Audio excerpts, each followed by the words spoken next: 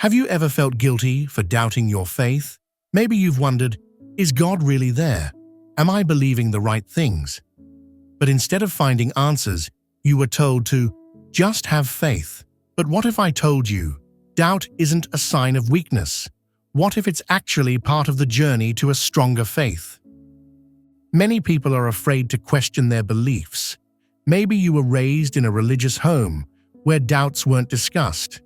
Maybe you asked a question in church and got a quick, shallow answer that didn't help.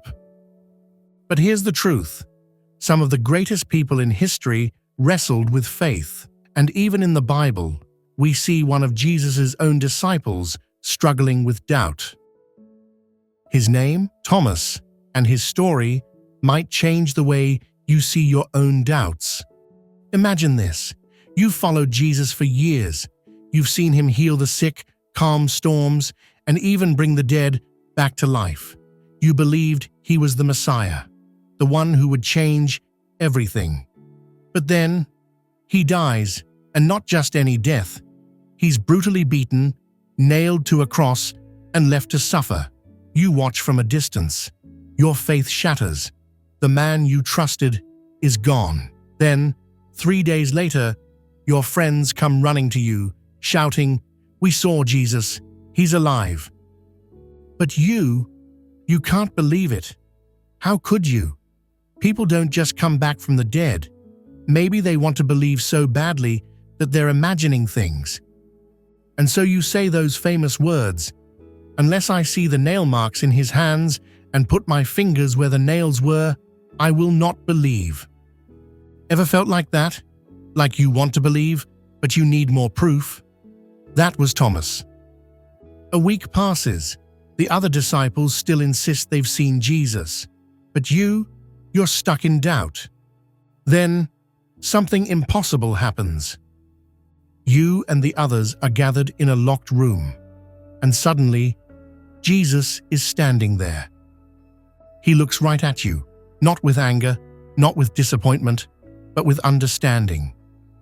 Then he speaks, "Thomas, put your finger here, see my hands, reach out your hand and put it into my side.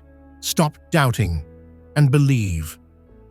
At that moment, your doubts fade, because Jesus didn't reject you for questioning. He met you in your doubt. He gave you what you needed to believe. Thomas's story tells us something important. Doubt isn't the enemy of faith. It's part of it. Jesus didn't shame Thomas for questioning. He didn't push him away. Instead, he gave him the evidence he needed. That means if you have doubts, you're not a failure. You're not less of a believer. You're human. And just like Thomas, your doubts can lead you to a deeper faith if you're willing to seek the truth. So, what are some of the biggest faith questions people wrestle with? Let's talk about them. Does God really exist? This is one of the biggest questions of all. If God exists, why doesn't he just prove it? Why doesn't he write it in the sky? Well, what if he already has?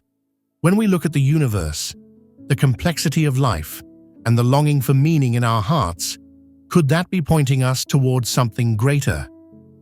Think about this. If you found a perfectly designed phone on the ground, you wouldn't assume it just appeared randomly. You'd know someone created it. Could the same be true about us?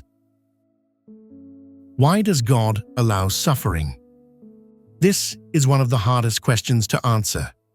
If God is loving, why does he allow pain, war, sickness? But what if faith isn't about avoiding suffering, but finding hope in the middle of it? The Bible never promises a life without struggles. In fact, even Jesus suffered. But through suffering, we often grow the most. It's in our lowest moments that we search for something beyond ourselves. So maybe the question isn't, why does God allow suffering? But what can God do through my suffering? Can faith and doubt exist together? The short answer, yes. Faith isn't about having zero doubts. It's about trusting, even when you don't have all the answers. Abraham doubted. Moses doubted.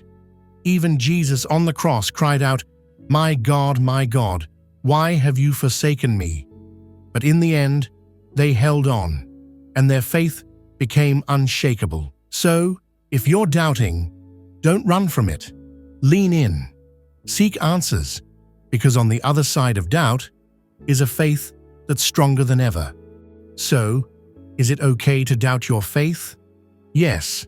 In fact, it might just be the thing that makes your faith stronger. Doubt isn't the end of faith.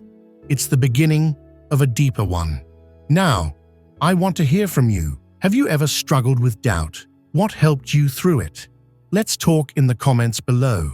And if you found this video helpful, make sure to like, subscribe, and hit the notification bell so you don't miss the next episode. We'll be tackling even more big faith questions, and trust me, you won't want to miss it. Thanks for watching, and remember, keep questioning, keep growing. See you next time.